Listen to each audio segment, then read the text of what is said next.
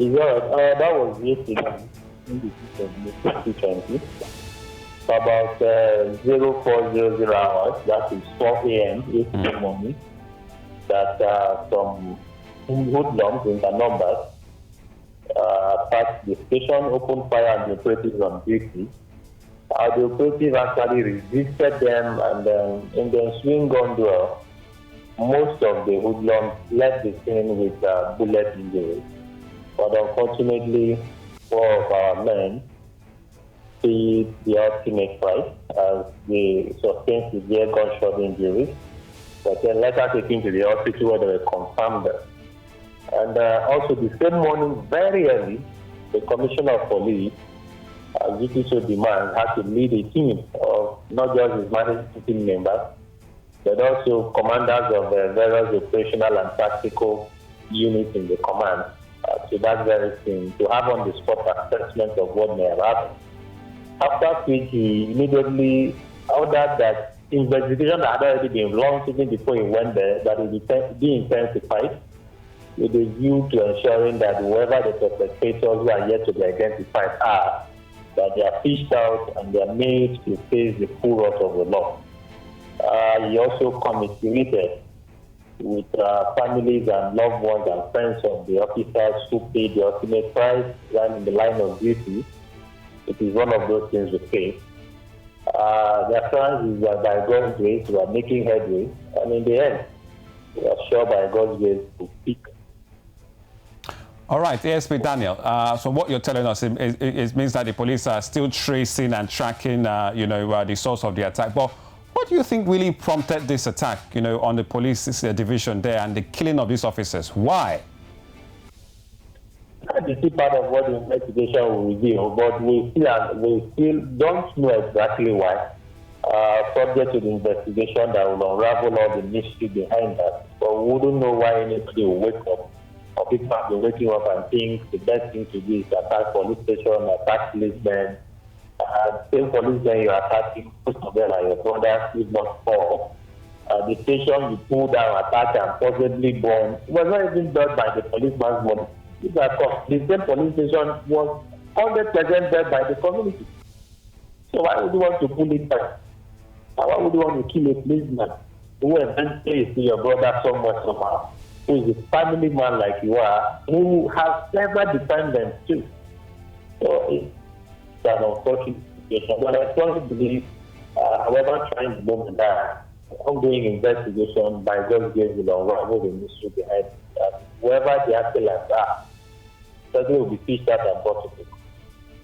All right. Now, we know the investigation is ongoing. We also know that the Commissioner of Police, Mohammed Aliyu, has visited the station for an on-the-spot assessment. Now, what is the next step for the command now? The next has always been further intensifying on the strategy in place. We have the youth strategy already on that. Mind you, also have the repression responsive operatives who have been duly deployed. His Highness believe that occurrence of this will be possible. When they ever happen, it actually believe me, it may not happen.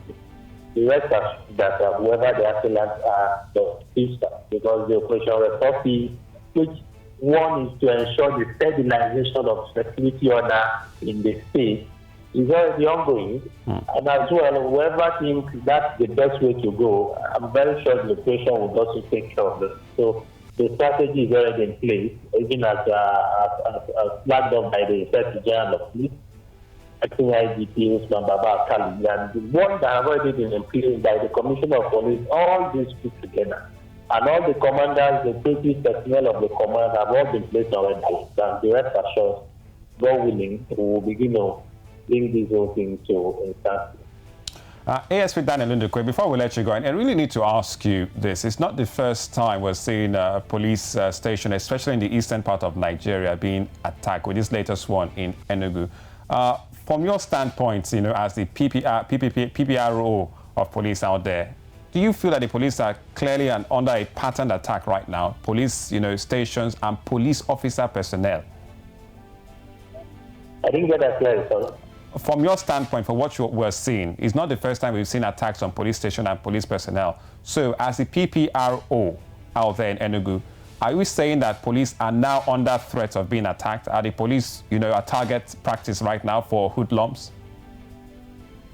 It's very interesting. You and I know that attacks of this nature could have been coming. But we only want and generally it is like a tournament, not just for the police. Because if the more you are attacking the police, by extension, you're also attacking the entire society and community. Right? Because the attack you're planning to carry out on the police, somewhere, somehow, you might also involve some other person. Innocent citizens who might be on their way to their normal business. You have the situation in Imo State, where bullet left where there was exchange of conduct. I went straight to somebody's house and killed the person. Is that what we should be doing? So generally, it's not just about the police. If you attack the police, you attack the society. Attack the next person there. Because police is meant a critical agency of government that is meant to keep the society in peace and ensure that people go about doing what they have to do in the most peaceful manner without fear of any form. So it's not just an attack on the police, it's an attack on every one of us. And we must all rise up and change this kind of thing. All right. Thank you very much, ASP Daniel Ndukwe, for joining us right here this morning on Breakfast Central.